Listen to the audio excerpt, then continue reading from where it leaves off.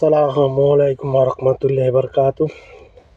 আবার একটা ভিডিওতে চলে আসলাম। বিবিকের তাড়নায় আর পারতেই আছি না। বিবিকের ঘরে যদি বিবিক যদি করি তাহলে কিছু না কিছু জবাব দেওয়াই লাগে। এই যে দেখলাম, এই যে ঢাকা 17 আসনের তারেকুল জামালকে নিয়ে যে টকশুগা বইছে দুইটা লোক, ওই যে জামাতের এক লজ্জা, লাশ, লজ্জা, শরম চোখে কিচ্ছু নাই। এই যে যে লোকটা কতগুলো পয়েন্ট তুলে দিল, একটা কথার জবাব দিতে পারে নাই।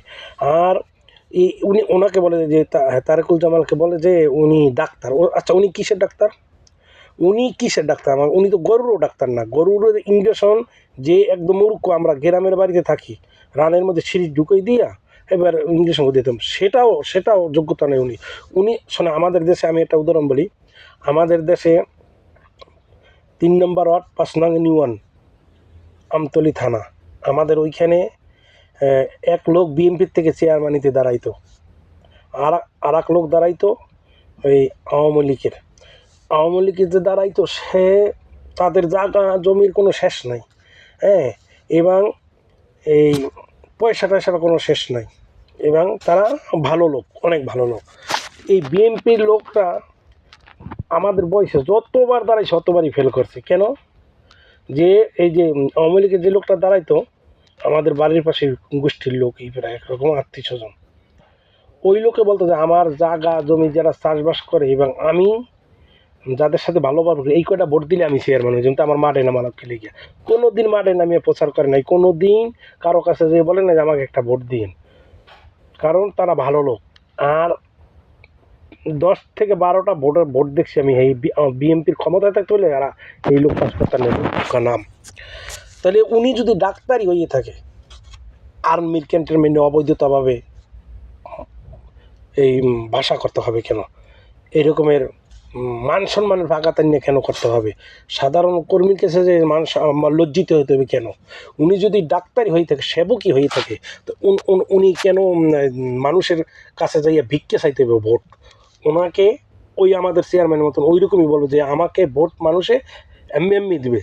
এখানে মানুষ হিংসাজনক কথা বলতে হবে কেন? এটকমূলক কথা বলতে হবে কেন তারেক রহমানকে, বিএনপিকে? তো উনি কোন জায়গার ডাক্তার? আমি এই প্রশ্নটা ওই টকশোর সাথে মিলাইতে চাই যে এই মোনাফিকের দলের মোনাফিক, জামাতে শিবের অর্থ মোনাফিক, ওরা আলবদর রাজাকার গেছে। হ্যাঁ, এই যে সাদেক কাইম, ও যে বিপি হয়েছে, আচ্ছা ওরে বিপি বানাইছে কি লেগিয়া? ও ও কোন জায়গার শিক্ষিত? ওর মুখের ভাষাই ঠিক না, গুপ্ত। ও ছিল আওয়ামী লীগ, গুপ্ত। হ্যাঁ, মুখের ভাষাই ঠিক না, তাই হে আবার এই বিপি হইলো কেমনে? হয়েছে কেমনে? ওই যে ওদের নেতা বলছে কর্মস্থান, যে মেয়েরা কর্মস্থান করে তারা বেশ্যা। এই বেশ্যাগুলানের বোর্ডে হয়েছে। আর এই বেশ্যাগুলান ও এই যে হের কথা অনুসারে, আমি বলি নেই, হের কথা অনুসারে যে 43, আজকে এই টক মধ্যে বলো 43% নারীরা ওদের সাপোর্টার ভোটের জন্য কাজ করতেছে। এই 43% মেয়েরাই তো বেশ্যা, তাই না? হের কথা অনুসারে এই বেশ্যা, ওই যে আমি জামাতের আমিরের কথা অনুসারে তো এরা বেশ্যা না, তাই আমি বলি নেই।